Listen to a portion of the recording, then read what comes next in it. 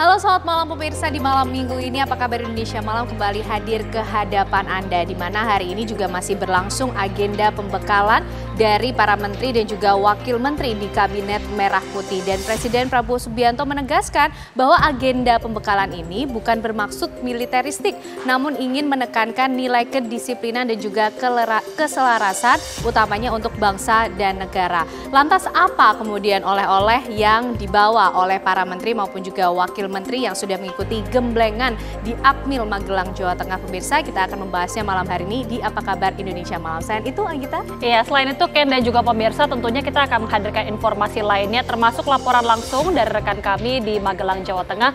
Bagaimana suasana pada malam hari ini pembekalan para menteri dan juga wakil menteri serta staf khusus. Dan juga informasi lain untuk Anda di Apa Kabar Indonesia Malam.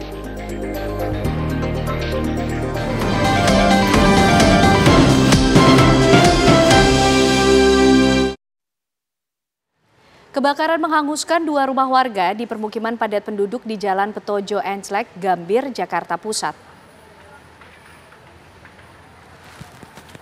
Ya, api berkobar hebat dari lantai 2 rumah warga.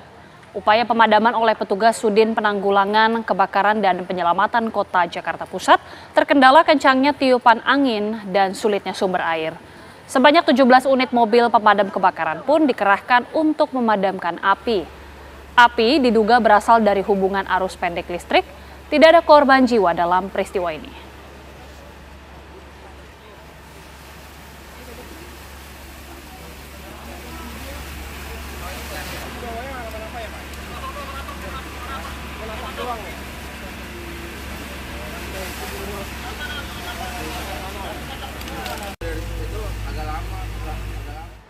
Pemirsa, kebakaran hebat menghanguskan ruko berlantai 3 di Ambon, Maluku. Ya, diduga akibat arus pendek listrik dari lantai 2 bangunan. Kebakaran tepatnya berada di Jalan Kapten Pierre Tendean, Sirimau, Kota Ambon, Maluku. Dari video amatir warga terlihat si jago merah membakar seluruh bangunan yang menjadi tempat usaha. Angin kencang membuat kobaran api terus membesar. Kepanikan pun sempat terjadi. Kobaran api baru bisa dipadamkan setelah unit mobil pemadam kebakaran tiba di lokasi.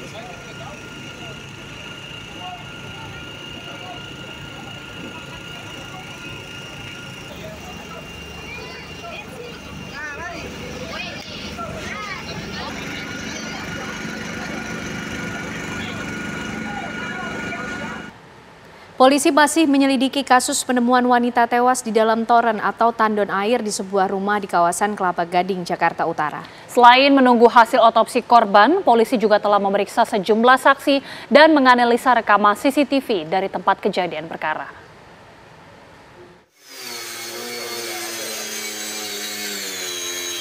Aparat Polsek Kelapa Gading masih menyelidiki kasus penemuan mayat seorang wanita di dalam toren di sebuah rumah di Jalan Janur Hijau 1, Kelapa Gading, Jakarta Utara.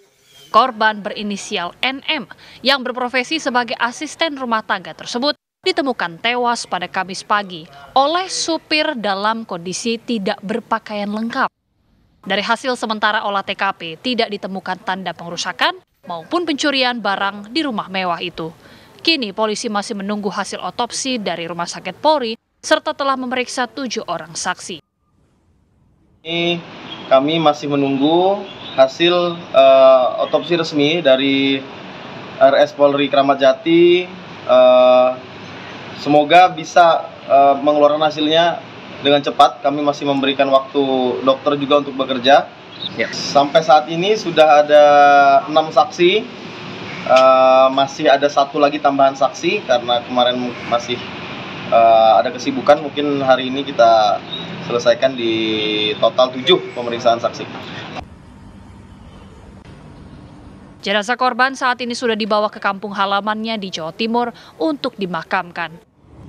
Dari Jakarta, Dava Akbari, TV One mengabarkan. Pemirsa, penyidik Jampitsus Kejaksaan Agung menyita barang bukti uang tunai hampir 1 triliun dan puluhan kilo logam mulia dari tersangka Zarof Richard yang terlibat kasus suap Gregorius Ronald Tanur, tersangka pembunuhan Dini Sera Afrianti.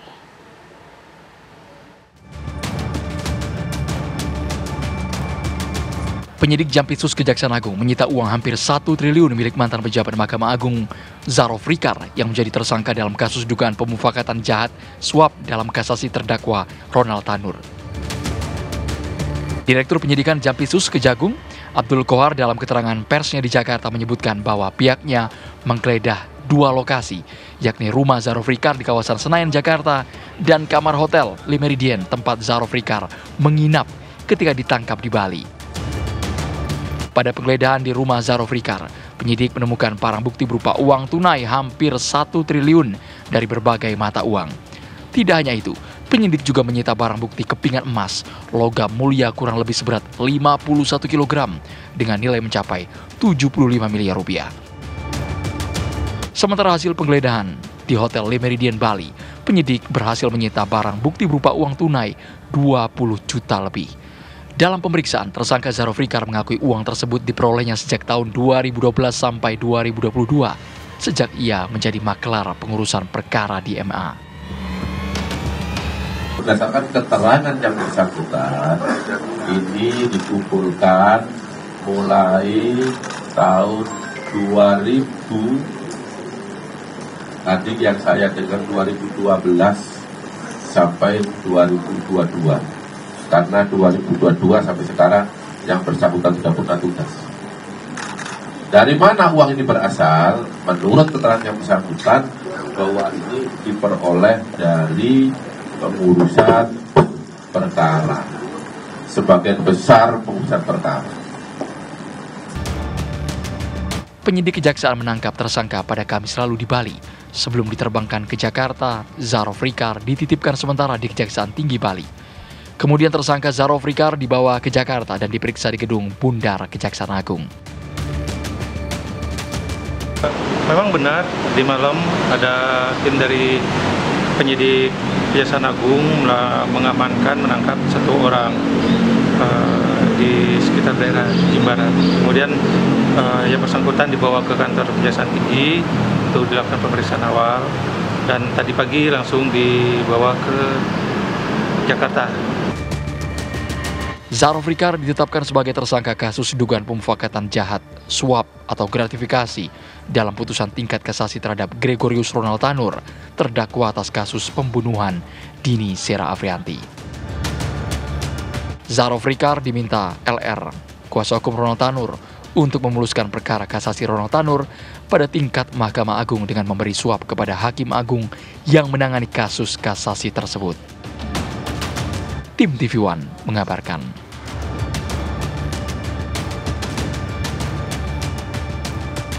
Dan berikut kami sajikan untuk Anda pemirsa, sepak terjang Zarof Rikar, tersangka suap kasus Ronald Tanur yang ternyata tahun ini memproduksi film Sang Pengadil. Berusia 62 tahun dan inilah deretan karirnya sebagai eksekutif produser film Sang Pengadil di tahun 2024 dan juga Kepala Balitbang Diklat Kumdil MA pada 2017 hingga 2022 dan juga sempat menjadi Wakil Ketua Komisi Etik PSSI periode 2016 hingga 2020.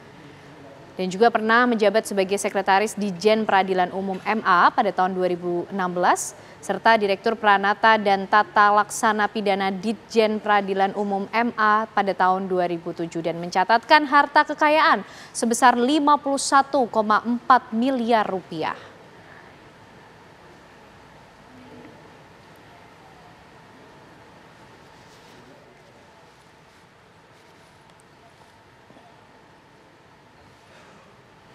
Dan pemirsa, saat ini kita telah tersambung dengan Prof. Suparji Ahmad selaku ahli hukum pidana Universitas Al-Azhar.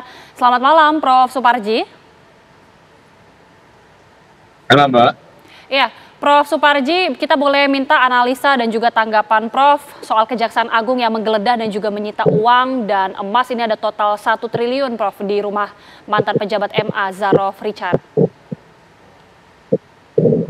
Pertama, apresiasi yang luar biasa ya kepada jajaran Jampitsus Kejaksaan Agung yang telah menemukan ya satu kejahatan yang luar biasa ya yang dilakukan oleh Yang Mulia ya, yang mestinya ini adalah satu fenomena yang harus ditindaklanjuti secara tuntas ya. Apakah kemudian bekerja sendirian atau ada pihak yang lain ya. Jadi setelah tertangkapnya tersangka tadi itu, harapannya bahwa ini dituntaskan ya. Jangan sampai hanya berhenti kepada satu orang, sekiranya ada pihak-pihak lain yang kemudian terlibat.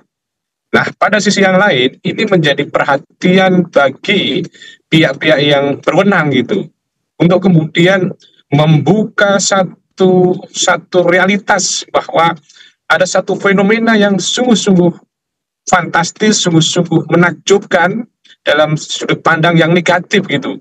Bagaimana bisa dibayangkan ya, adanya seorang wakil Tuhan di dunia, orang yang memberikan keadilan di dunia, kemudian menunjukkan satu proses pengumpulan kekayaan yang begitu besar dengan cara-cara yang saya kira bertentangan dengan hukum. Jadi ini harus menjadi perhatian yang sungguh-sungguh, perhatian yang serius gitu ya, agar ke depan tidak ada lagi kenyataan seperti ini. Ini kan sungguh menyedihkan di tengah pada hakim yang beberapa minggu yang lalu menuntut ya kenaikan tunjangan gaji, tunjangan kesejahteraan gitu ya. Karena kenyataannya sudah 12 tahun belum naik gajinya. Pada sisi yang lain, kita menemukan kenyataan seperti ini. Ini kan sungguh-sungguh suatu hal yang kontradiktif. Ada apa sebetulnya dalam proses penegakan hukum kita itu? Dan yang penting lagi adalah bagaimana ini diselesaikan dengan transparan, dengan akuntabel gitu ya. Dan fenomena ini terjadi seperti apa? Apakah karena memang kepentingan dari para pencari keadilan, atau kemudian kehendak dari pemberi keadilan, atau kemudian terjadi kolaborasi secara negatif untuk itu? Karena adanya fenomena mafia peradilan itu sudah puluhan tahun jadi bahasan, jadi diskusi, jadi polemik gitu, tetapi pada kenyataannya belum pernah tuntas, belum pernah selesai. Upaya kemudian meningkatkan kesejahteraan, meningkatkan pendapatan, meningkatkan gaji, meningkatkan pengawasan, ternyata masih ada celah-celah seperti itu. Dan ini juga kemudian ada harapan baru, Ketua Mahkamah Agung, kabinet baru, ya. Maka untuk itu, saya kira ini adalah satu fenomena yang kemudian harus ditindaklanjuti secara tuntas. Dan harapannya juga bagaimana ya pihak Jampitsus, ya, pihak kejaksaan nanti ini dalam memproses ini betul-betul mampu memberikan efek jera kepada yang bersangkutan. Dan juga unik gitu ya, bagaimana perolehan uang yang begitu banyaknya, hampir 1 triliun, dan kemudian emas 51 kg disimpan di rumah gitu loh. Ini kan satu upaya yang mungkin ketakutan seandainya ditampung di bank, atau kemudian diberikan aset, takut kena money laundering, dan sebagainya. Dan ini berarti ada satu proses yang kemudian berusaha mengelabui ya, upaya pencarian misalnya hasil kejahatan tadi itu. Dan harapannya ini hanya oknum saja yang jangan sampai ini juga ada pihak-pihak lain. Jadi poin saya yang utama adalah apresiasi yang luar biasa kepada Kejaksaan Agung, dan harapannya adalah ini tuntaskan secara transparan, dan kemudian yang ketiga diberikan hukuman yang kemudian bisa menimbulkan efek jera dan dijadikan momentum ini untuk kemudian memperbaiki ya kondisi peradilan kita yang supaya betul-betul memberikan satu kekuasaan yang adil bagi para pencari keadilan. Apalagi yang bersangkutan ini adalah bekerja di Mahkamah Agung, karir terakhirnya di Mahkamah Agung. Maka untuk itu ini harapannya sekali lagi betul-betul ditingkatkan pengawasannya. Ini sudah 12-an tahun mungkin lebih kan, atau mungkin sudah bertahun-tahun praktik itu dilakukan. Kenapa tidak bisa terdeteksi secara dini gitu ya? Kenapa ini sampai sekian tahun itu baru diketahui gitu loh? Nah, Karena mestinya kan ada satu proses profiling, ada proses pengawasan, ada proses deteksi dini gitu ya, supaya kemudian bisa diketahui, dicegah, supaya tidak kemana-mana. Bayangkan sekarang ini kan juga membuka bagaimana uang-uang ini berarti dulu hasil dari pemberian ketidakadilan kepada orang lain. Artinya apa? Dalam rangka memuluskan satu perkara, memenangkan perkara tertentu dengan sejumlah uang yang diberi. Berarti ada hal-hal yang kemudian menyebabkan adanya ketidakadilan gitu loh. Maksud saya adalah berarti dulu para pencari keadilan itu mendapatkan keadilan harus dengan cara memberikan jumlah uang yang akhirnya menyebabkan ketidakadilan bagi yang lain. Iya, karena betul seperti tadi yang juga Prof. Suparji sudah sedikit sampaikan, tidak hanya 1 tahun tapi bahkan sudah selama 10 tahun terungkap temuan uang ini, akumulasi dari penanganan perkara selama 10 tahun ini, Prof. Bagaimana juga Prof. Suparji melihatnya? Ya, ini akhirnya bisa menjadi semacam bukti baru ya bagi para pencari keadilan pada waktu itu yang dikalahkan gitu. Karena apa? Karena kenyataannya proses memutuskannya ini tidak berdasarkan fakta, tidak berdasarkan alat bukti, tidak berdasarkan barang bukti, tetapi pihak yang menang karena mengeluarkan sejumlah uang. Ini kan mencederai rasa keadilan. Perlu diaudit itu perkara-perkara yang terkait dengan pemberian uang tadi itu. Karena apa? Karena jelas ini mencederai rasa keadilan. Karena apa? Karena tadi proses yang menang diperoleh dengan cara memberikan suap, memberikan gratifikasi.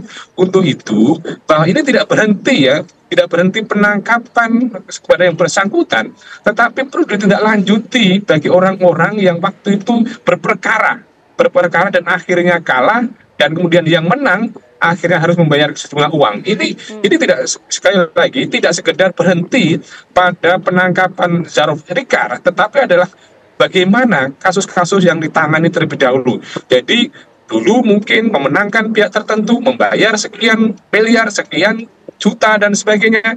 Nah, kalau itu yang terjadi, kan sangat menyedihkan bagi orang-orang yang dikalahkan. Dan ini akhirnya kan menunjukkan bagaimana kemudian satu asumsi bahwa ternyata hukum tidak berada dalam ruang hampa. Ternyata hukum tidak independen, hukum tidak merdeka, tetapi ada pengaruh-pengaruh ekonomi, pengaruh-pengaruh uang. Maka sekali lagi harapannya ini hanya oknum saja, jangan sampai ada yang lain. Gitu, Mudah-mudahan itu harapan kita bersama dan kedepannya bisa semakin ketat terkait dengan pengawasan dan tidak ada pengulangan seperti ini lagi. Terima kasih sekali lagi Prof. Suparji Ahmad sudah bergabung bersama kami di Apa Kabar Indonesia Malam. Terima kasih Prof. Selamat malam.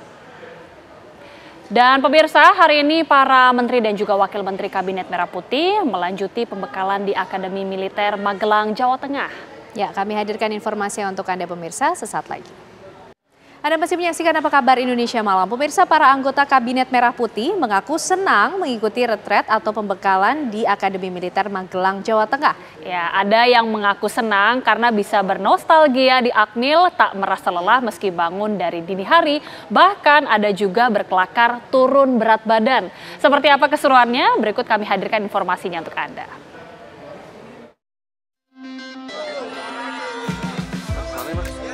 Inilah momen keakraban para anggota Kabinet Merah Putih saat menuju lapangan Pancasila di lingkungan Akademi Militer Magelang, Jawa Tengah. Mereka hendak mengikuti parade senja yang digelar pada Jumat sore. Menteri Koordinator Bidang Perekonomian Erlangga Hartarto, Menteri BUMN Erick Thohir, Menteri Koordinator Bidang Pembangunan Manusia dan Kebudayaan Pratikno, hingga utusan khusus Presiden Raffi Ahmad terlihat sangat bersemangat meneriakkan yel-yel. Oke, siap ya. Siapa kita? Siapa kita? Luar biasa. Thank you, Bang. Lagi ngapain aja, Pak? Lagi sholat-sholat. Hai, Bang Raja.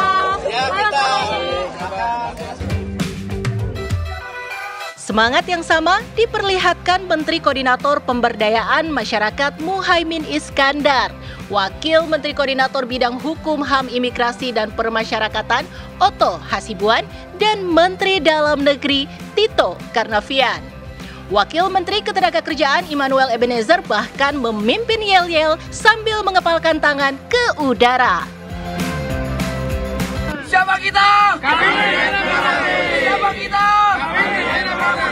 Luar biasa. Di hadapan awak media yang setia menunggu, para anggota Kabinet Merah Putih tak sungkan menunjukkan semangat dan kekompakan mereka. 1, 2, 3. Siapa kita? Kabinet Merah Putih. Luar biasa. Luar biasa. Luar biasa. Luar biasa. Luar biasa ketinggalan. Siapa kita? Siapa kita? Kabinet Merah Putih. Luar biasa. Luar biasa. Luar biasa.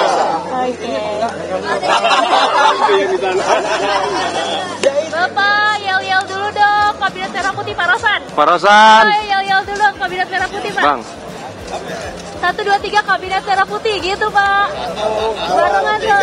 Kabinet Merah Putih. Oke.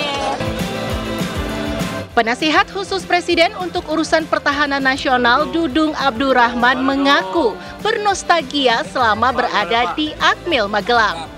Dudung juga menyampaikan pesan Presiden Prabowo Subianto yang menekankan pentingnya menjaga persatuan. Bapak gimana tadi? Pak, gimana, Pak? Berbaris ya Pak? Mantap. Pak, nostalgia ya Pak? Nostalgia ya Pak? Wagub di sini, gubernur di sini, saya Kasat. Tadi ketemu anak-anak buah di latihan luar biasa dipimpin Pak Prabowo sebagai presiden kita. Hanya satu kalimat dari beliau yang luar biasa adalah persatuan dan kesatuan kita jaga demi Merah Putih. Merah Putih.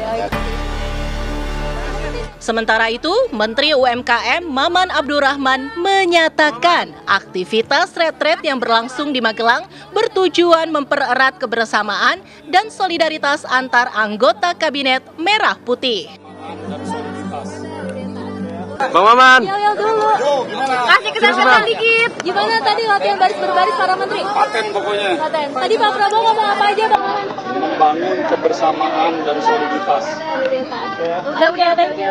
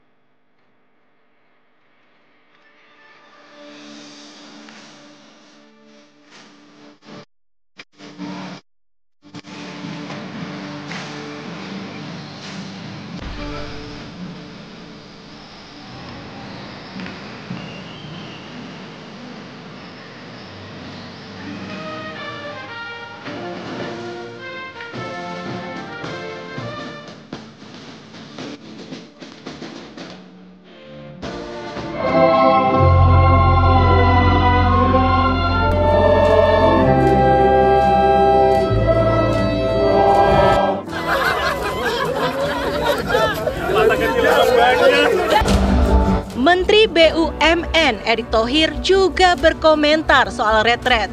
Ia berkelakar berat badannya turun karena mengikuti retret di Kompleks Akademi Militer Magelang. Subuh 3.54 ya 3.34. Duluan sama Pak Prabowo, duluan siapa Pak? Sama Pak Prabowo. Katanya Pak Prabowo paling pagi hari ini. Paling pagi tadi beliau. 3.40 bangun sampai sekarang belum tidur. Tapi saya belum tidur? Iya, habis ini Pak Menko ngajak rapat 8.30. Oke. Habis itu nonton bola 9.30. Oh. Jadi kayaknya memang kurang tidur. Tapi semangat loh, bagus. Terakhir kali PBB kapan Pak? Wah, belum pernah, ini pertama. Belum pernah hari ini ya? Seragamnya gimana ini Pak? Nyaman ya? Berasa pengen diet lagi atau enggak nih? Cocok kayaknya. Oh, cocok ya? Berat badan udah turun nih. Oh, udah turun. Terima kasih Pak. Jajaran Kabinet Merah Putih digembleng selama 3 hari di Kompleks Akmil, berlokasi di Lembah Tidar, Magelang, Jawa Tengah. para menteri, wakil menteri, kepala badan negara, serta sejumlah utusan maupun penasihat khusus presiden mendapat beragam kegiatan dan materi pembekalan sejak Jumat 25 Oktober hingga Minggu 27 Oktober 2024. Dari Magelang, Jawa Tengah, tim TV One mengabarkan.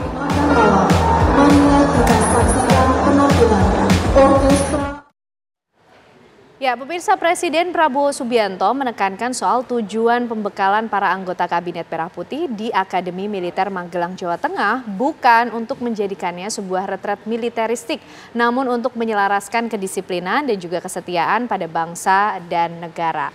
Ya, lantas apa oleh-oleh yang diperoleh para menteri usai mengikuti pembekalan di Magelang? Kami akan hadirkan pembahasan dan dialognya untuk Anda sesaat lagi.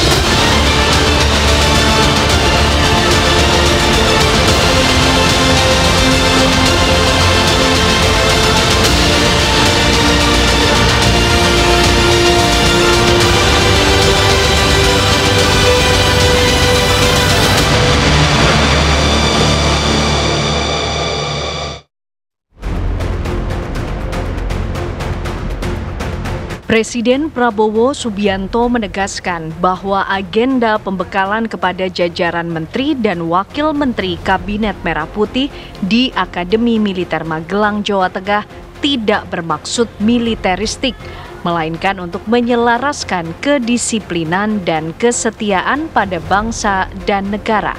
Prabowo menekankan pembekalan akan menitik beratkan pada koordinasi, konsolidasi, dan pencapaian target-target yang akan dilakukan selama 1 periode ke depan.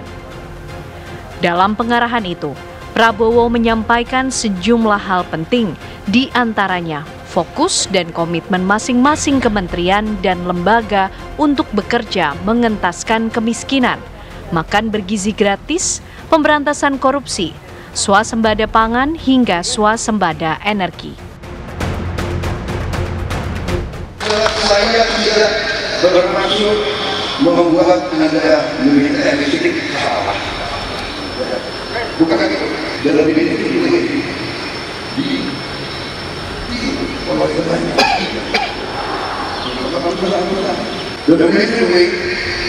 inti dari semua usaha adalah disiplin. Kedua, kesetiaan.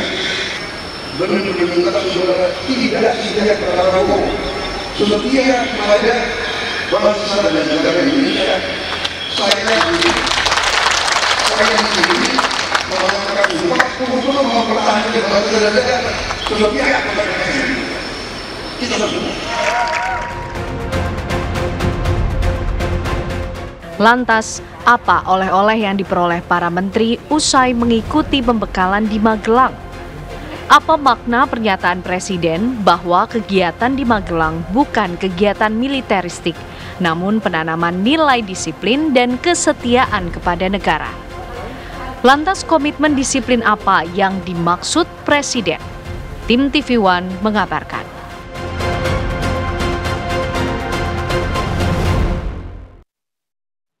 Ya, pembekalan untuk para menteri dan juga wakil menteri di Kabinet Merah Putih ini masih berlangsung sampai hari ini dan agendanya sampai besok. Artinya kita masih menanti nih kira-kira apa yang menjadi oleh-oleh yang dibawa oleh para menteri dan juga wakil menteri dari pembekalan yang sudah diikuti paling tidak mungkin selama 3 hari di Magelang, Jawa Tengah. Pemirsa, kita akan membahasnya bersama dengan para narasumber kita yang sudah hadir malam hari ini bergabung bersama kami di Apa Kabar Indonesia Malam. Ada Bang Andi Malarang ya, selamat malam Bang. Selamat malam.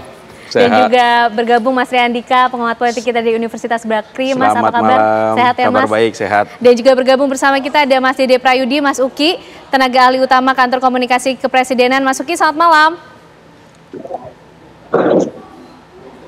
Halo, selamat malam Mas Uki.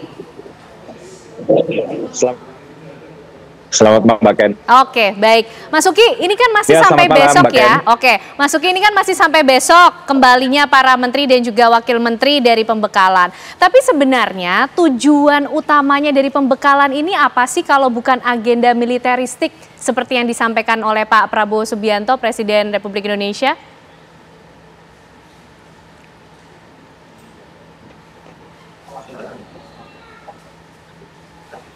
Halo. Ya. Mas Uki bisa mendengar suara saya? Ya, sorry. Iya, sekarang dengar. Oke, Sorry tadi agak baik. terganggu. Mas Uki, jaringannya. jadi agenda pembekalan untuk Ya. para menteri dan wakil menteri kan masih berlangsung, masih sampai besok agendanya. Tapi Masih. Pak Prabowo menyatakan bahwa ini sebenarnya bukan agenda militeristik, tapi tujuannya sebenarnya apa sih, Mas Uki? Oke, kita kan nggak bisa melihatnya sepotong demi sepotong. Ini semua adalah serangkaian kegiatan yang memiliki tujuan untuk menguatkan Kabinet Merah Putih. Jadi nggak bisa dilihat simpul by simpul. Jadi yang pertama, ketika Pak Prabowo ini masih menjadi seorang presiden terpilih, ya, para calon menteri saat itu yang sekarang sudah dilantik itu kan sempat ya diundang ke Kartanegara. Nah, di Kartanegara di situ Pak Prabowo sudah memastikan dulu ya para calon menteri ini dengan mengatakan misalnya ya, kamu nggak boleh ngerampok uang rakyat. Kamu nggak boleh korupsi, kamu nggak boleh menggunakan kewenangan kamu untuk kepentingan pribadi atau golonganmu. Nah, ini yang pertama ya. Lalu yang kedua, terjadi pembekalan yang berikutnya itu di Hambalang ya. Jadi kalau yang di Hambalang ini adalah capacity building atau pengayaan materi atau perluasan wawasan. Nah, di Hambalang itu terjadi perluasan wawasan untuk 3 aspek pembangunan ya. Yang pertama itu adalah ekonomi, ya. Yang kedua adalah wawasan tentang geopolitik, dan yang ketiga adalah tentang artificial intelligence dalam kaitannya dengan penggunaan digitalisasi untuk tata kelola pemerintahan yang transparan. Kurang lebih seperti itu ya. Nah, kalau yang di Hambalang itu lebih kepada kepala atau wawasan ya. Sementara kalau yang di Magelang ini lebih kepada hati, kepada mental gitu kurang lebih. Jadi di sini ya dibangun harapannya ini team building ini dapat terbangun. Jadi tidak boleh lagi ada sekat-sekat psikologis di antara para anggota kabinet.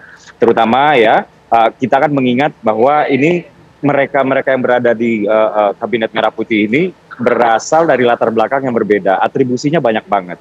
Ada yang politisi, ya politisi aja warnanya udah beda-beda nih gitu. Ada yang pengusaha, ada yang aktivis, ada yang akademisi, dan lain-lain. Kurang lebih seperti itu ya.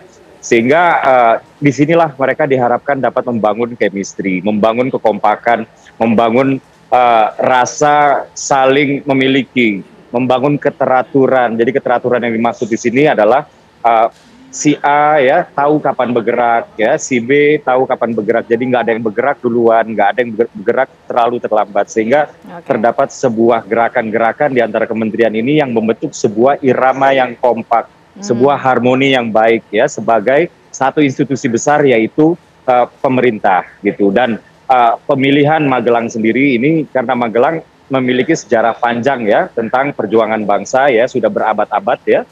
Kemudian juga Magelang ya juga seragam ya, ini kan bagian dari retreat ya. Retreat itu sebenarnya Mbak Ken itu sudah lazim ya dilakukan oleh pemerintahan-pemerintahan ketika ingin memperkuat menteri-menterinya, kabinetnya ya. Ini sudah terjadi dari abad 19, abad 20 ya, hingga sekarang ya. Negara parlementer, negara presidensil, ya, yang parlementer misalnya UK sudah sering melakukan ini ya, Australia, presidensial Amerika Serikat juga melakukan ini. Yang terakhir tahun 2024 itu adalah Kanada ya, pemerintahan Kanada juga baru saja melakukan ini. Dan retreat atau retreat ini memang ada berbagai macam metode. Tapi kalau misalnya kita melihat sejarah yang ada di belakang-belakang ini, sebagian besar memang pemerintahan itu menggunakan metode the military way. Karena di sini satu yang ditekankan adalah team building ya, yang kedua adalah kedisiplinan. Kita bisa lihat ya, kalau di hari pertama kemarin ya, Pak Prabowo atau Presiden Prabowo itu sampai di lapangan duluan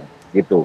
Memang nggak ada yang dimarahin sama Presiden Prabowo ya, tapi beliau sudah memberikan salah satu contoh, leading by example gitu. Jadi mereka-mereka yang berada di kabinet ini diharapkan bukan hanya mampu menjadi orang yang dipimpin, tapi juga memimpin organisasinya masing-masing, yaitu kementerian lembaganya masing-masing. Dan kita lihat hari ini ya, mereka-mereka yang menjadi anggota Kabinet Merah Putih ini sekarang datangnya lebih dulu daripada Presiden Prabowo. Ini artinya penghayatan ini sudah mulai masuk ke relung mereka. Jadi tidak hanya mengetahui, tidak hanya memahami, yaitu ada di otak, tapi juga penghayatan yang ada di hati. Demikian, Mbak Ken. Oke, Bang Andi, kalau melihatnya seperti apa agenda yang disiapkan Pak Prabowo Subianto untuk para menteri dan juga wakil menterinya di kabinet ini? Kalau tadi juga sudah sempat disinggung, masuk ini kan latar belakangnya macam-macam, termasuk juga kalau politisi benderanya warnanya macam-macam, tapi jadi satu di merah putih. Gimana Bang Andi? Ya, ini kan seru juga ya kita lihat ya, pakai loreng-loreng dan ada baris-barisnya sedikit. Di akmil pula langsung. Di akmil pula. Tapi ini biasa sebenarnya dalam organisasi modern, baik itu swasta, perusahaan-perusahaan maupun juga sektor organisasi macam-macam, termasuk organisasi mahasiswa. Ada yang namanya sekarang namanya outbound. Outbound. Ini outbound.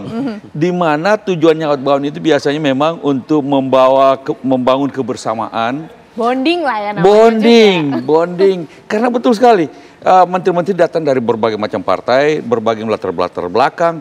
Bahkan belum banyak yang belum kenal satu sama lain. Mungkin juga belum terlalu kenal dengan Pak Prabowo-nya, presidennya sendiri.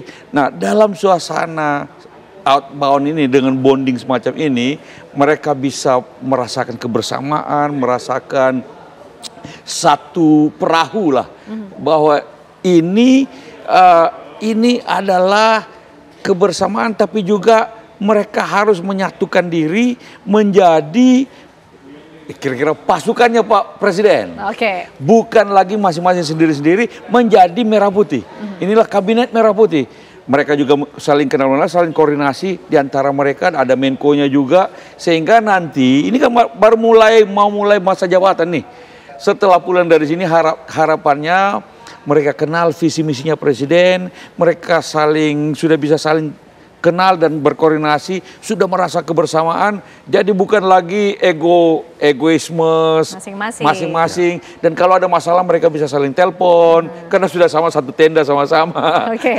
Nah, setelah ini mereka bisa menjalankan tugas, harapannya menjadi lebih teamwork ketimbang perorangan. Itu dari kacamata Bang Andi Malarangeng. Kalau dari Mas Ri, melihatnya gimana nih Mas? Nampaknya Pak Prabowo menyiapkan agendanya ini sangat detail dari awal, kemudian dipanggil para calon menteri, calon wakil menteri, kemudian dipersiapkan pembekalan sampai dengan agendanya sepadat ini di Magelang, di Akmil, Jawa Tengah. Apa sih sebenarnya suasana kebatinan yang ingin diciptakan oleh Presiden kita? Saya melihat ada dua kebutuhan yang ingin dipenuhi oleh Presiden Prabowo dalam masa-masa awalnya ini. Yang pertama tentu ini kebutuhan organisasi, seperti tadi Bang Andi dan mungkin tadi Mas Uki sampaikan, sebagai seorang leaders dalam satu organisasi yang baru, ada kebutuhan untuk menyamakan persepsi, menegaskan visi, membangun chemistry ya. Dan yang tidak kalah penting juga menurut saya, ada pesan besar bahwa ini Pak Prabowo sedang menyampaikan budaya kepemimpinan organisasinya. Ya, kita tahu bahwa latar belakang Pak Prabowo yang tumbuh dan berkembang dalam karir militer tentu memiliki budaya leadership yang berbeda dibandingkan dengan presiden-presiden lainnya. Dan setiap presiden punya stylenya masing-masing. Tentu sebagai seorang pemimpin, seorang presiden, Pak Prabowo merasa butuh untuk menyampaikan kepada timnya bahwa, hey, ini adalah karakteristik kepemimpinan saya. Kita harus saling mengenal dan saya juga perlu mengenal bagaimana karakteristik tim saya. Jadi ini banyak positifnya tentu sebagai sebuah event di awal-awal kepemimpinan presiden dan kabinetnya. Yang kedua yang tidak kalah penting menurut saya adalah kebutuhan politik, Bang Andi. Kebutuhan politik apa? Bahwa tadi disampaikan para menteri ini ada yang ketua umum parpol, ada yang ketua di masing-masing organisasinya. Mungkin juga ada yang sudah lebih senior duduk di kabinet dibandingkan dengan Pak Prabowo. Tapi once Pak Prabowo dilantik sebagai presiden, dengan event ini Pak Prabowo ingin menyampaikan kepada menterinya bahwa the only leaders in this organization adalah saya. Tidak ada matahari kembar di sini. Dan itu yang tidak bisa dilakukan oleh Pak Jokowi di periode pertamanya karena apa? Karena ada Bu Megawati di situ. Di sini Pak Prabowo ingin menunjukkan bahwa tidak ada matahari kembar. Dia commander in chief. Ya. Statement ada di situ ya berarti ya. Pilihan Akademi Militer ini juga memang penting untuk Pak Prabowo, Presiden Prabowo yang memperlihatkan bagaimana nilai-nilai patriotisme, nilai-nilai kejuangan yang ada di Akademi Militer. Karena memang bersejarah. Kebetulan beliau juga alumni Akademi Militer. Dia ingin memperlihatkan bahwa kita tentara itu kalau berjuang untuk tanah air, kalau perlu mati. Nah, ini juga kabinet ini juga harus betul-betul memperjuangkan kepentingan rakyat, kepentingan bangsa, kalau perlu mati. Oke, menarik. Tapi itu nih barangkali nilai-nilai yang ingin disampaikan.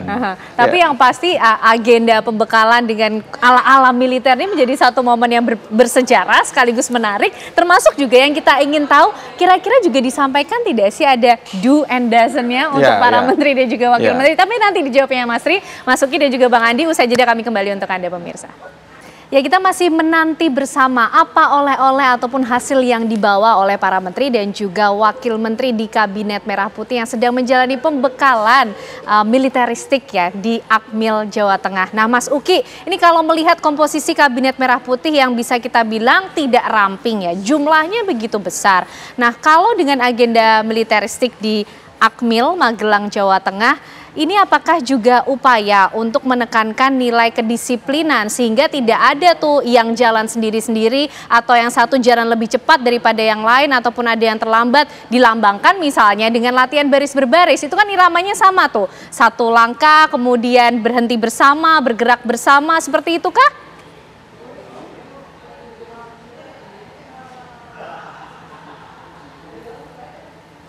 Ya, Mas Uki, sepertinya audionya masih di mute, bisa diaktifkan Mas Uki? Ya. Oke, ya, silakan. Mohon maaf ya. Pertama-tama ini yang harus saya tekankan itu adalah ini bukan militeristik ya. Jadi latihannya itu tidak ada latihan fisik seperti push up, hukuman-hukuman yang bersifat disuruh lari dan lain-lain yang kerap digunakan di kalangan akademi militer ya. Tapi memang betul ya, ada 4 poin ya di sini ya yang kemarin juga sudah disampaikan oleh Presiden Prabowo. Yang pertama adalah kedisiplinan ya. Disiplin di sini adalah to stay on the track ya. To stay on the track ini artinya tidak bergeser-geser tujuannya gitu. Jadi tetap berada di track yang sama sebagai bagian integral dari Kabinet Merah Putih di bawah kepemimpinan Presiden Prabowo Subianto. Jadi kedisiplinan ini penting ya. Lalu yang kedua adalah keteraturan. Tadi sudah saya sebutkan sebelumnya ya. Keteraturan yang dimaksud di sini adalah tidak ada yang bergerak lebih dulu, ya, tidak ada yang bergerak belakangan atau terlambat, ya, tidak ada yang seharusnya bergeraknya ke depan dia ke kiri, sementara kawan-kawannya bergeraknya ke depan atau dia diharapkan oleh kawan-kawannya bergerak ke depan, gitu. Jadi keseiramaan inilah yang dimaksud dengan keteraturan yang diharapkan ya by the time atau ketika para anggota Kabinet Merah Putih ini sudah selesai penggemblengan ini dalam tanda kutip, keteraturan ini diharapkan dapat terjadi dan tidak boleh ada menteri atau kementerian yang bergeraknya sendiri-sendiri dan tidak diatur atau tidak teratur. Nah, yang ketiga adalah kebersamaan. Kebersamaan ini lebih kepada membangun kedekatan emosional ya, mengikis sekat-sekat psikologis ya. Tadi kita sudah membahas cukup panjang ya bahwa di sini datang para anggota kabinet ini datang dari berbagai latar belakang ya, ada yang politisi, pengusaha, aktivis dan lain-lain. Dan kebersamaan inilah yang harus dijaga ya, tetap kompak itu datangnya kan dari hati ya, bukan hanya datang dari kepala tapi juga harus dari hati, harus merasa bahwa mereka adalah teman ya. Jadi kebersamaan ini juga dibangun. Dan yang paling terakhir tadi saya setuju sekali dengan Bang Andi Malarangeng ya, ini juga disinggung oleh Pak Prabowo, Presiden Prabowo, yaitu sifat patriotik gitu. Jadi berkali-kali di dalam tadi dan kemarin Presiden Prabowo mengingatkan lagi dan lagi ya tentang kita semua anggota Kabinet Merah Putih harus meletakkan kepentingan bangsa dan negara menjadi kepentingan yang paling tinggi. Nggak boleh ada lagi kepentingan yang lebih tinggi daripada kepentingan bangsa dan negara. Nggak boleh ada menteri-menteri, wakil menteri, kepala dan wakil kepala badan itu membuat kebijakan ya untuk mewakili atau untuk keuntungan kelompoknya masing-masing. Hanya untuk memberi keuntungan-keuntungan supaya kelompoknya ini bisa lebih maju lah misalnya, atau sementara kepentingan bangsa di sini nggak mendapatkan benefit atau suntikan apapun. Nah, ini yang tidak boleh gitu, yaitu sifat patriotik dan sebenarnya salah satu pemilihan Akmil ini adalah untuk itu ya. Pak Prabowo memiliki sejarah panjang ya. Beliau sejak dulu hingga sekarang telah mengorbankan jiwa dan raganya. Sejarah sudah membuktikan itu. dan seragamnya, pemilihan tempatnya. Nah, ini semangat patriotik ini yang ingin ditularkan oleh Presiden Prabowo. Demikian harapan kita ya setelah para anggota kabinet ini selesai digembleng ya di Magelang, terutama di Akmil ini. Demikian, Mbak Ken. Mas Tri, selain nilai kedisiplinan, nilai apa lagi atau semangat apa lagi yang ingin disampaikan oleh Presiden Prabowo kepada jajaran menteri dan juga wakil menterinya? Termasuk apakah juga memberikan guideline dalam agenda pembekalan ini, apa yang boleh dan tidak boleh dilakukan? Iya, saya melihat pasti itu tentu ada pesan do and don'ts ketika menjadi satu tim ya. Dan saya masih lebih tertarik ya bahwa event ini bukan hanya sekedar untuk menyamakan persepsi, chemistry, membangun kekompakan, jiwa patriotik gitu ya, tetapi ini adalah pesan besar kepada para menteri di jajaran kabinet tentang monoloyalitas gitu ya, tentang monoloyalitas. Bahwa saat bertempur dalam Pilpres ya, tentu setiap tim yang ada di situ kan bervariasi ya. Ada yang tadinya dari lawannya Pak Prabowo saat ini menjadi bagian dari tim Pak Prabowo. Ada yang tadinya juga sudah bergabung, kemudian keluar lagi, kemudian sekarang masuk lagi gitu ya. Ini kan menandakan ada potensi-potensi ketidakloyalan. Sehingga dengan adanya outbound event seperti ini, Pak Prabowo yang menegaskan bahwa saat ini saya menagih loyalitas dari kita semua untuk membangun bangsa. Dan itu penting secara politik, Mbak. Bukan hanya sekedar penyamaan persepsi, chemistry ya, tetapi juga tekad untuk bisa loyal terhadap satu komando itu merupakan kebutuhan yang yang di-create ya oleh seorang presiden untuk bisa menjamin program-programnya bisa berjalan dengan lancar. Tanpa ada kepatuhan politik, tanpa ada tertib politik, disiplin politik, program-program yang sudah direncanakan sebaik apapun itu bisa jadi melenceng dari sasarannya. Termasuk esensi dari pembekalan ini apakah juga ingin menyampaikan atau sebagai bentuk kita bisa bilang peringatan dini nih kepada para menteri dan juga wakil menterinya. Hati-hati kalau nanti bermanuver atau ada saya juga berdinamika yang di luar garis optimis, itu. Termasuk yang optimis dan bahagia juga ketika Pak Prabowo secara eksplisit menyampaikan narasi-narasi dengan dasar moralitas politik yang sangat tinggi. Jangan korupsi, tempatkan kepentingan nasional di atas kepentingan pribadi apalagi golongan gitu ya. Itu satu pesan moral yang menjadi guideline dan itu merupakan hal yang menarik menurut saya. Artinya presiden memiliki narasi yang tegas tentang karakteristik leadership-nya. Tetapi di sisi lain ini juga menjadi tantangan bagi pemerintahan Prabowo ke depannya, apakah benar narasi yang sangat baik ini mampu ditranslasi ke dalam keputusan politik manakala ada menterinya, anak buahnya yang benar-benar terbukti melanggar apa yang sudah disampaikan oleh Pak Prabowo. Ini menjadi tantangan yang tidak mudah karena kan dalam prakteknya pasti ada kompromi politik, pasti ada negosiasi dan lain sebagainya. Jadi satu sisi ini harus kita sambut dengan optimisme, tapi di sisi lain kita harus tetap berikan ruang ya bagi pemerintahan ke depan untuk bisa bekerja dengan optimal. Oke, Bang Andi melihatnya seperti apa sih? Ini pembekalannya 3 hari. Tapi kan setelah ini para menteri dan juga wakil menteri ini punya tanggung jawab besar loh untuk bangsa dan negara. Apalagi 100 hari kerja ini tentunya juga menjadi satu perhatian kita semua. Ya. Tapi saya juga mesti menjawab juga bahwa soal militeristik itu, kalau saya tidak melihat ini adalah urusan militeristik. Kalau militeristik itu kan kemudian padanannya dan militerisme. Ya, sebuah pemerintahan rejim yang melakukan pendekatan militer, enggak begitu. Ini rejim Pak Prabowo tetap adalah rejim demokratis, dipilih secara demokratis, menerapkan prinsip-prinsip demokratis. Kebetulan outbound-nya dikemasnya seperti itu. Dilakukan di Akademi Militer. Outbound itu biasanya bisa dilakukan kalau perusahaan-perusahaan swasta itu di villa-villa. Di puncak atau di pantai gitu ya, dengan kemewahan lah. Tapi ini justru dengan Spartan. Jadi sebenarnya untuk memperlihatkan keinginan beliau bahwa ini loh nilai-nilai kejuangan, patriotisme, nilai-nilai keinginan untuk memperjuangkan kepentingan bangsa dan negara, kalau perlu dengan mengorbankan diri, jiwa raga, kira-kira begitu. Nah, dari situ kita harapkan nantinya, kan ini bukan cuma sekali baris-baris, tapi ada session kasih ceramah ini, kasih ceramah itu dari tokoh-tokoh top dunia. Pak Prabowo sendiri langsung memberikan arahan-arahan. Nah, supaya tim kabinet Merah Putih ini Setelah dari sini langsung bisa gaspol menerjemahkan pikiran-pikiran presiden menjadi kebijakan-kebijakan masing-masing di kementeriannya masing-masing dan koordinasinya. Karena bagaimanapun dengan 48 menteri dan wakil-wakil menterinya ini perlu koordinasi yang luar biasa. Ada berapa Menko-nya? 7 barangkali Menko.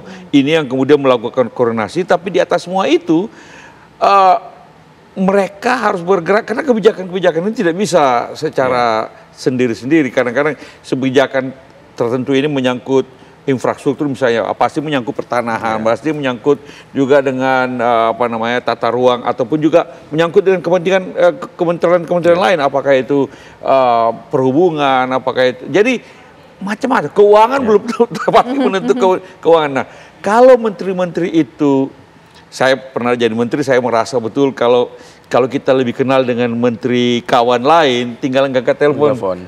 Bos, ini ada begini, bagaimana kalau kita ketemuan, ini perlu kita bicarakan bersama-sama nih, urusan ini. Lebih efektif. Akan lebih efektif.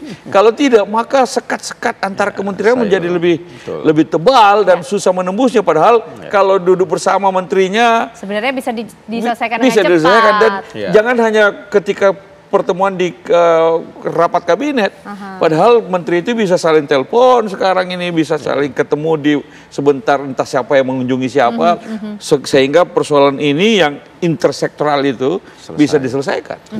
Nah, ini kira-kira tujuannya nantinya setelah ini. Kita lihat nanti, mudah-mudahan bisa segera cepat, karena banyak hal yang harus dipercepat sebenarnya. Jadi hanya instrumen saja saya lihat. Di Akmil kemudian dengan training retreat seperti ini itu hanya instrumen untuk konsolidasi ya. Kebetulan presidennya adalah mantan militer gitu ya. Pasti tentu tradisi itu yang dibawa. Kalau mungkin presidennya seperti Bang Andi suka olahraga, mungkin retreat juga olahraga gitu Bang. Dengan outboundnya dengan olahraga. Jadi ini hanya instrumen saja menurut saya. Soal cara saja. Dan sangat-sangat berlebihan untuk bisa mengkaitkan ini akan kembali kepada rezim yang otoritarian. Ini kan satu pandangan yang menurut saya ilusif ya, tidak ada dasar yang kokoh. Ya kalau kita lihat di masa Pak SBY, latar belakang militer, indeks demokrasi kita relatif lebih bagus. Di masa Pak Jokowi sipil, tetapi ya indeks demokrasinya juga ada naik turunnya. Jadi tidak ada relasi yang menurut saya yang kuat gitu ya antara nanti dengan cara-cara seperti ini apakah kita kembali kepada otoritarian, terlalu berlebihan menurut saya. Jadi training militer seperti ini berbau-bau militer dan di Akmil ini tidak mengindikasikan bahwa demokrasi ini dalam ancaman, tidak gitu ya. Ini hanya instrumen untuk mengkonsolidasikan tim yang kebetulan presidennya adalah Pak Prabowo Subianto, Jenderal bintang 4 ya, sudah jenderal sekarang.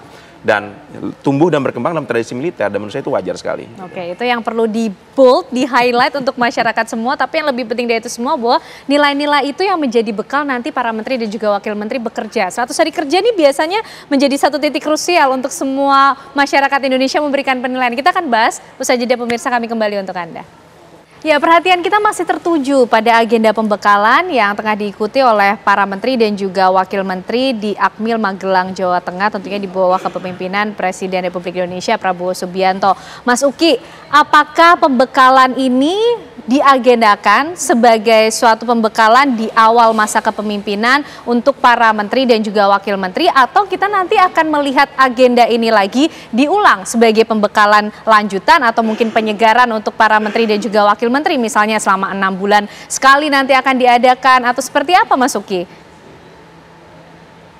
Jauh ini saya belum pernah mendengar akan ada dilakukan pembekalan lagi ya, sehingga saya nggak tahu juga apakah ke depan akan ada, tapi sejauh ini saya belum pernah mendengar, jadi asumsikan memang ini adalah yang terakhir, karena seperti yang tertulis di belakang saya ya, di sini tertulis satu visi langsung aksi.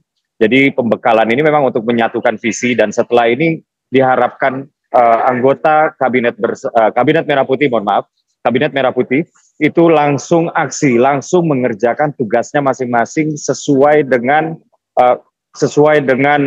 posisi, sesuai dengan proporsinya masing-masing gitu. Yang ibaratnya band ya, pemain band ya, yang pemain gitar ya, memainkan gitarnya disesuaikan dengan irama drum ya, disesuaikan dengan irama bass, dan yang vokalis di sini bisa tune in juga ya, masuk dengan tone yang tepat ya, dan lain-lain. Jadi harapannya memang seperti itu Mbak, karena memang kita berharap ya proses pembekalan ini kan nggak bisa terlalu lama atau terlalu sering sehingga nanti bisa saja menghalang-halangi apa yang seharusnya dikerjakan.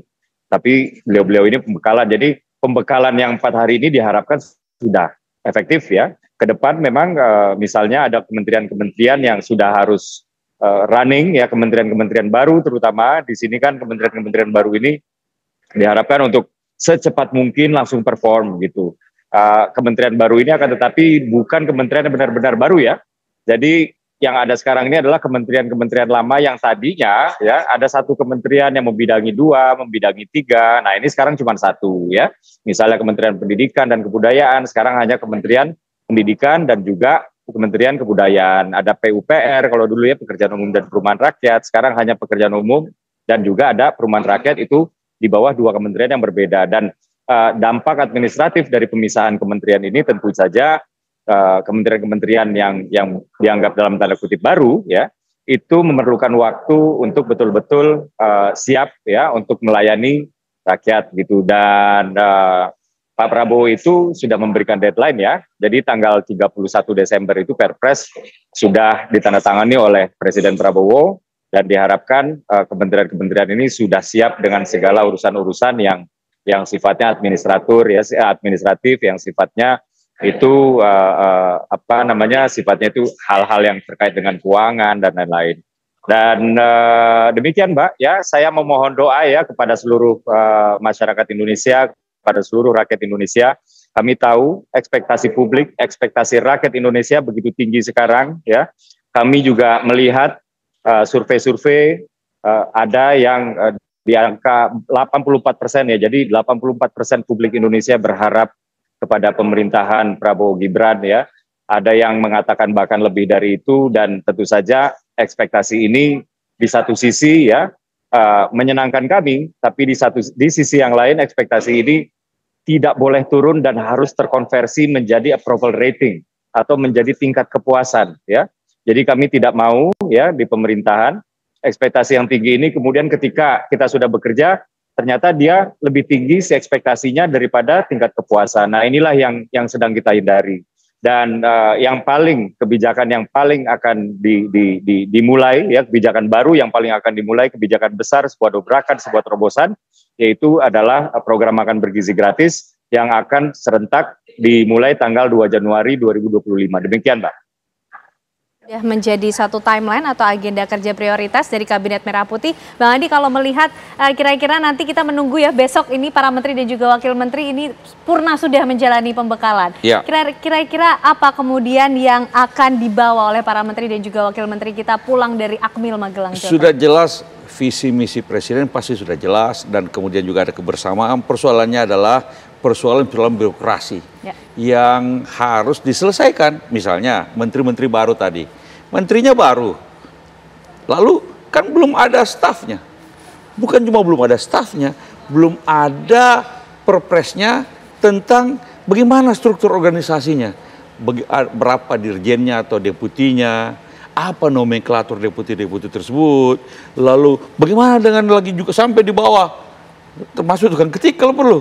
Nah kalau itu belum ada semuanya, pasti nggak mungkin bisa bergerak secara cepat. Ya. Nah, makanya yang semacam ini saya senang tadi ada deadline 31 Desember harus sudah selesai. Karena itu ini memang betul-betul pekerjaan begitu pulang segera berkomunikasi dengan para menteri-menteri baru itu, dengan nomenklatur baru, berdiskusi dengan Menpan untuk menyelesaikan rancangan strukturnya. Rancangan strukturnya sesuai dengan bidangnya masing-masing. Walaupun cuma pecahan misalnya PUPR dengan perumahan rakyat itu berpisah. Tapi kan yang mana ini? Ini apa strukturnya di bawahnya? Ini juga strukturnya apa?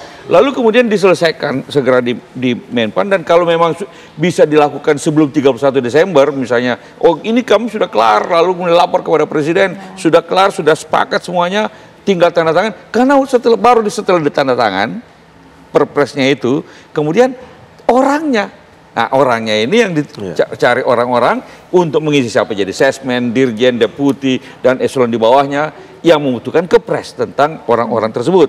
Nah ini harus diselesaikan sebelum bisa kementerian baru tersebut bisa jalan. Ya. Oke, Mas Ri, kalau melihat apa kemudian yang menjadi agenda prioritas dari Pak Prabowo dan juga Kabinet Merah Putih? Ya, setiap pergantian atau suksesi kepresidenan ya di level nasional itu saya merangkumnya ada satu tema besar, change and continuity. Ada yang berubah, ada yang berlanjut. Untuk membuat dua hal ini seimbang, ini bukan perkara mudah, apalagi tadi ya setelah ini adalah tantangan terbesarnya adalah kerja-kerja birokratik. Ya, change ini atau change and continuity ini tidak hanya di level kebijakan, Mbak, tapi sampai ke level personal.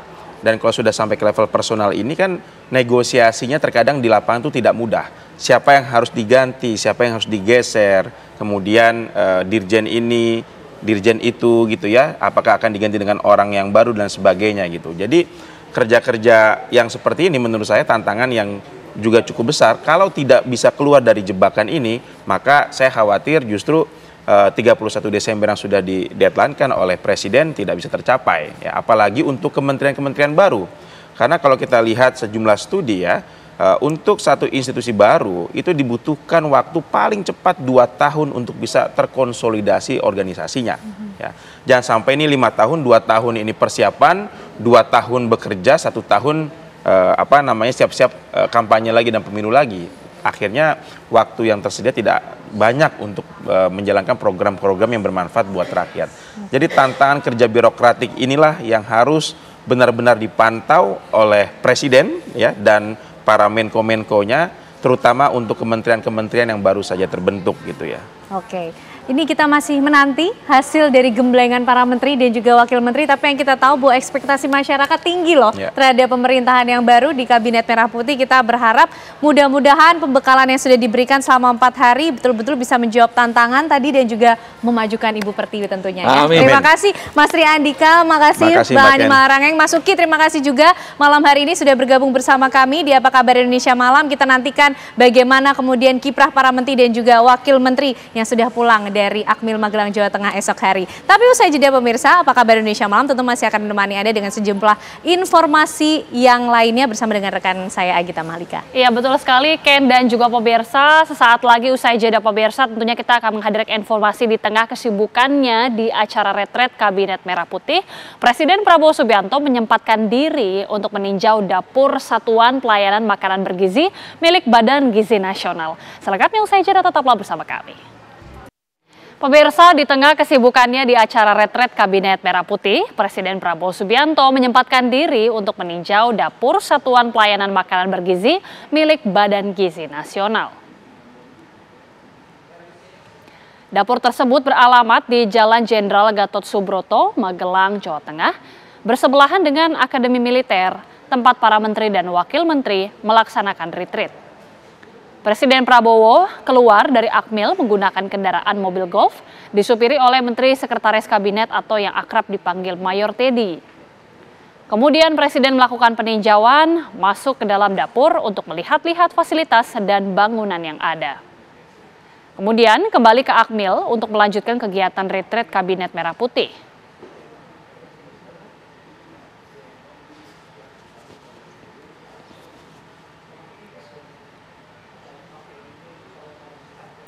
Presiden Prabowo Subianto menggembleng anggota Kabinet Merah Putih di Akmil Magelang, Jawa Tengah. Rangkaian acara pembekalan Kabinet Merah Putih hari ini kembali dilanjutkan di Kompleks Akademi Militer Akmil Magelang, Jawa Tengah.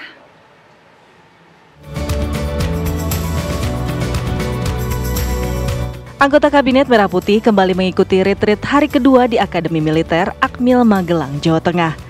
Sama dengan hari pertama, para anggota kabinet bangun pagi untuk melakukan olahraga pagi di lapangan Pancasila.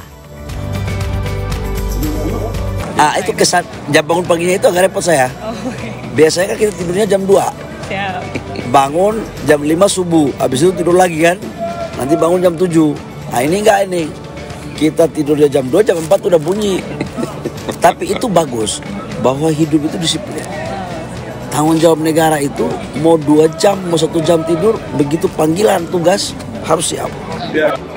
Kesannya sangat semangat dan sangat terinspirasi sekali karena arahan Pak Presiden memang kita harus teamwork dan saya rasa kita berolahraga bersama dan bertinggal bersama ini adalah suatu yang sangat efektif untuk kita bisa memulai teamwork, termasuk secara literally kita baris bersama harus berirama, dan itu pasti saya rasa akan ada manfaatnya untuk ke depan bahwa kita harus berirama.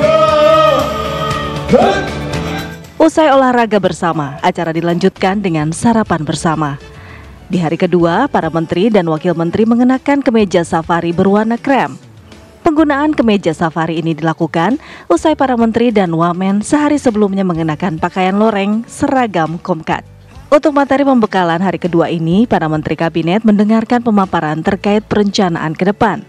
Di antaranya adalah hilirisasi, food estate, makan bergizi, dan strategic review. Adapun retret Kabinet Merah Putih di Akmil Magelang dilakukan selama 3 hari, mulai dari 25 sampai 27 Oktober 2024.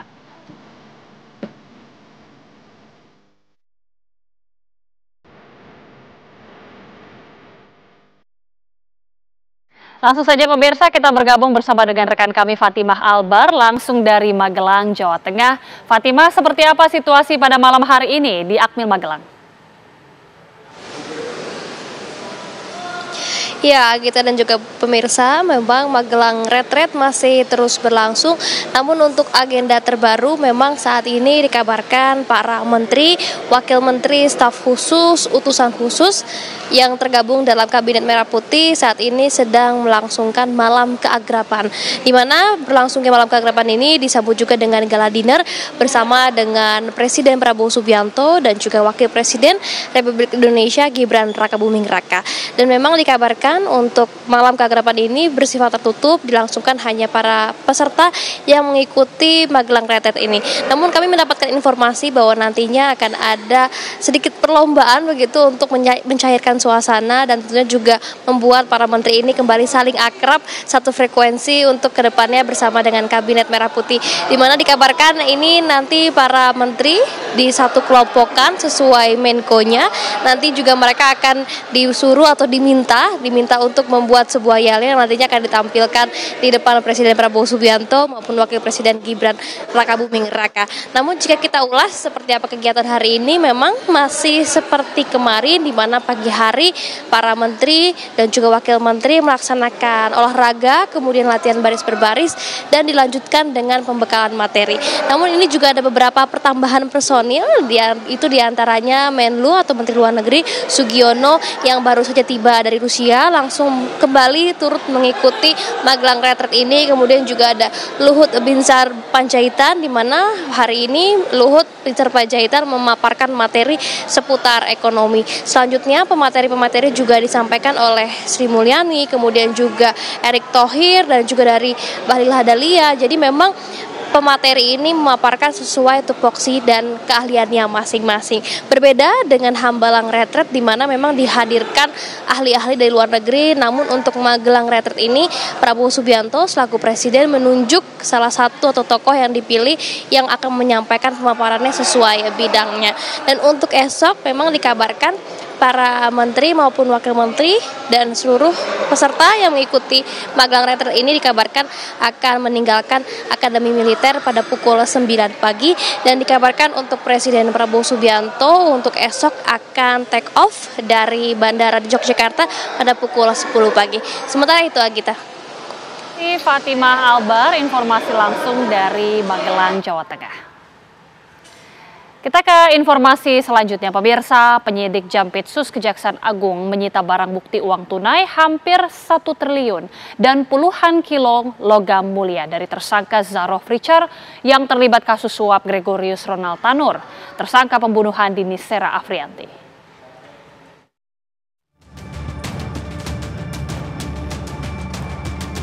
Penyidik Jampitsus Kejaksaan Agung menyita uang hampir 1 triliun milik mantan pejabat Mahkamah Agung Zarof Richard yang menjadi tersangka dalam kasus dugaan pemufakatan jahat suap dalam kasasi terdakwa Ronald Tanur. Direktur Penyidikan Jampitsus Kejagung Abdul Kohar dalam keterangan persnya di Jakarta menyebutkan bahwa pihaknya menggeledah 2 lokasi, yakni rumah Zarof Richard di kawasan Senayan, Jakarta, dan kamar hotel Le Méridien tempat Zarof Richard menginap ketika ditangkap di Bali. Pada penggeledahan di rumah Zarofrikar, penyidik menemukan barang bukti berupa uang tunai hampir 1 triliun dari berbagai mata uang. Tidak hanya itu, penyidik juga menyita barang bukti kepingan emas, logam mulia kurang lebih seberat 51 kg dengan nilai mencapai 75 miliar rupiah. Sementara hasil penggeledahan di Hotel Le Méridien Bali, penyidik berhasil menyita barang bukti berupa uang tunai 20 juta lebih. Dalam pemeriksaan, tersangka Zarofrikar mengakui uang tersebut diperolehnya sejak tahun 2012 sampai 2022, sejak ia menjadi makelar pengurusan perkara di MA. Berdasarkan keterangan yang bersangkutan, ini dikumpulkan mulai tahun 2000, tadi yang saya dengar 2012 sampai 2022. Karena 2022 sampai sekarang yang bersangkutan sudah pernah tugas. Dari mana uang ini berasal? Menurut keterangan yang bersangkutan, bahwa ini diperoleh dari pengurusan perkara. Sebagian besar pengurusan perkara. Penyidik kejaksaan menangkap tersangka pada Kamis lalu di Bali. Sebelum diterbangkan ke Jakarta, Zarofrikar dititipkan sementara di Kejaksaan Tinggi Bali. Kemudian tersangka Zarofrikar dibawa ke Jakarta dan diperiksa di gedung Bundar Kejaksaan Agung. Memang benar, di malam ada tim dari penyidik Kejaksaan Agung mengamankan, menangkap 1 orang di sekitar daerah Jimbaran. Kemudian yang bersangkutan dibawa ke kantor Kejaksaan Tinggi untuk dilakukan pemeriksaan awal, dan tadi pagi langsung dibawa ke Jakarta. Zarofrikar ditetapkan sebagai tersangka kasus dugaan pemufakatan jahat, suap atau gratifikasi dalam putusan tingkat kasasi terhadap Gregorius Ronald Tanur, terdakwa atas kasus pembunuhan Dini Sera Afrianti. Zarofrikar diminta LR, kuasa hukum Ronald Tanur, untuk memuluskan perkara kasasi Ronald Tanur pada tingkat Mahkamah Agung dengan memberi suap kepada Hakim Agung yang menangani kasus kasasi tersebut. Tim TV One mengabarkan. Terpidana Ronald Tanur menghilang sejak vonis bebas yang diberikan oleh 3 hakim Pengadilan Negeri Surabaya yang belakangan ditangkap karena terima suap. Kemanakah Ronald Tanur pergi? Berikut liputannya untuk Anda.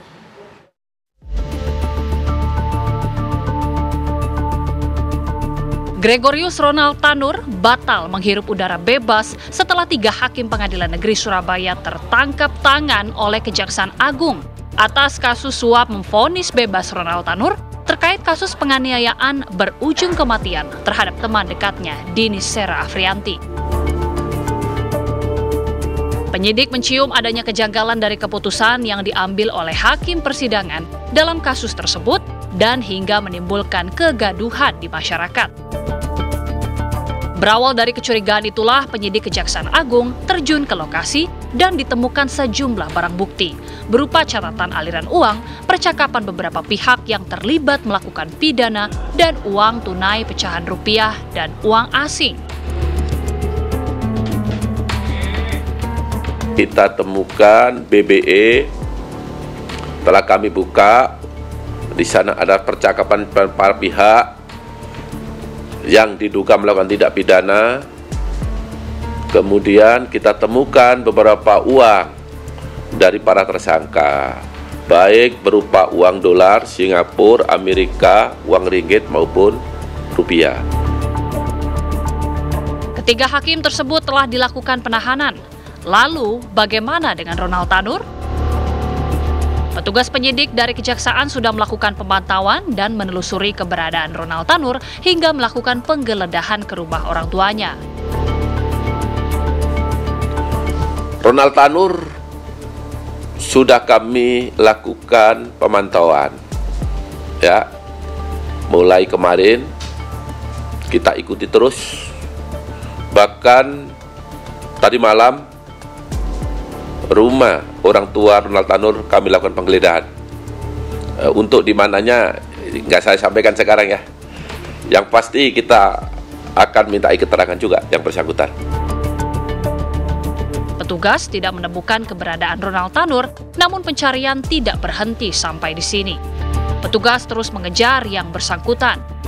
Tim TV One di Surabaya pun mencoba menelusuri keberadaan Ronald Tanur, yang sebelumnya diketahui tinggal di perumahan elit Virginia Regency, Pakuwon City, Jalan Kejawan Putih, Tambak, Surabaya. Rumah tersebut terlihat sepi.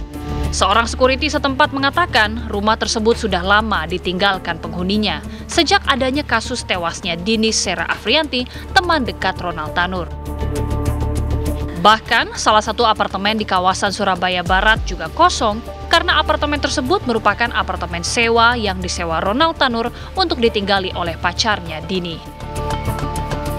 Petugas imigrasi memastikan Ronald Tanur tidak akan melarikan diri ke luar negeri karena berstatus pencegahan yang masa berlakunya selama 6 bulan terhitung sejak 8 Agustus 2024 hingga 8 Februari 2025. Saudara Gregorius Ronald Tanur yang saat ini sedang menghadapi masalah hukum telah diajukan oleh Kejaksaan Agung untuk pencegahannya. Pencegahan berlaku 6 bulan sejak 8 Agustus sampai dengan 8 Februari 2025. Jadi untuk cekalnya ini adalah gabungan kata dari pencegahan dan penangkalan. Terhadap Saudara Gregorius Ronald Tanur ini kita terapkan pencegahan.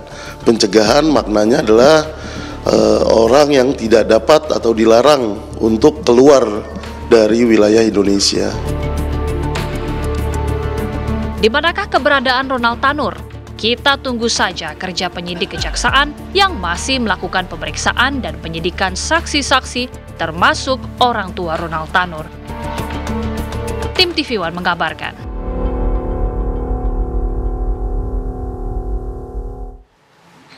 Pemirsa, jelang debat Pilgub Jakarta yang kedua, para paslon kian gencar menyapa masyarakat Jakarta. Selengkapnya usai jeda, kami kembali sesaat lagi. Pemirsa, calon wakil gubernur Jakarta nomor urut 1 Suswono menawarkan program pendidikan gratis yang berlaku untuk sekolah negeri dan juga sekolah swasta. Sementara calon wakil gubernur Jakarta dari nomor urut 3 Rano Karno berjanji akan memberikan kemudahan persoalan izin penggunaan fasilitas sosial dan umum oleh masyarakat.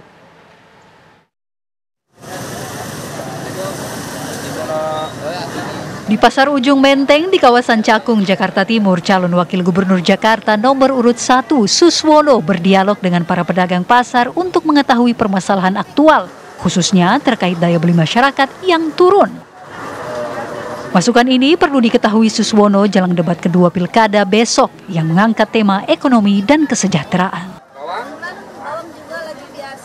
RW 014 ya. Sabtu siang, Suswono melakukan silaturahmi dengan relawan anggota DPR RI fraksi PKS Adang Darajatun di kawasan Cengkareng Timur, Jakarta Barat. Suswono memastikan akan tetap menjalankan program yang sudah berjalan dan berdampak baik terhadap masyarakat dan menawarkan program pendidikan gratis yang berlaku untuk sekolah negeri dan sekolah swasta apabila pasangan Ridho terpilih sebagai gubernur dan wakil gubernur Jakarta. Sementara itu, calon wakil gubernur Jakarta dari nomor urut 3 Rano Karno atau Bang Dul menghadiri forum diskusi Balai Warga yang mengusung tema Jakarta Belajar dan Jakarta Berseri. Dalam agenda tersebut, Bang Dul mendengarkan aspirasi masyarakat di sekitar wilayah Gor Pondok Bambu, Jakarta Timur. Di antaranya, mengenai persoalan penggunaan fasilitas sosial dan fasilitas umum yang masih sulit dirasakan manfaatnya oleh masyarakat lantaran rumitnya proses perizinan. Bang Dul menilai keluhan masyarakat dalam forum tersebut terbilang mudah diatasi apabila dirinya nanti memenangkan Pilkada DKI Jakarta. Dari Jakarta, tim TV One mengabarkan. Kita akan meningkatkan Calon Gubernur Jawa Timur nomor urut 1 Luluk Nur Hamidah melakukan safari politik dengan bertemu kelompok generasi Z Surabaya. Sementara calon Gubernur nomor urut 2 Hovifah Indar Parawansa memanfaatkan masa kampanyenya di Pasar Legi Ponorogo.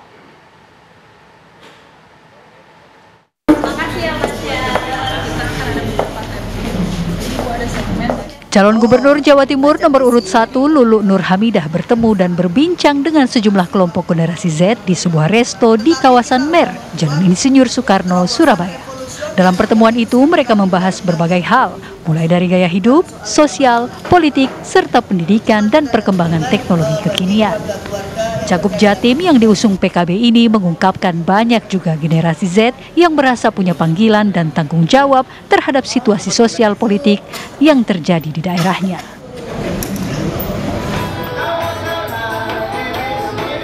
Sementara itu, calon Gubernur Jawa Timur nomor urut 2 Hovifah Indar Parawansa langsung diserbu pengunjung dan pedagang pasar Legi, Ponorogo. Para pedagang dan pengunjung pasar tradisional yang berada di tengah-tengah Kabupaten Ponorogo ini berebut bersalaman hingga bersuah foto dengan cagup petahana ini. Dalam safari politiknya, Hovifah juga menyempatkan memborong sejumlah dagangan seperti buah-buahan dan sayuran.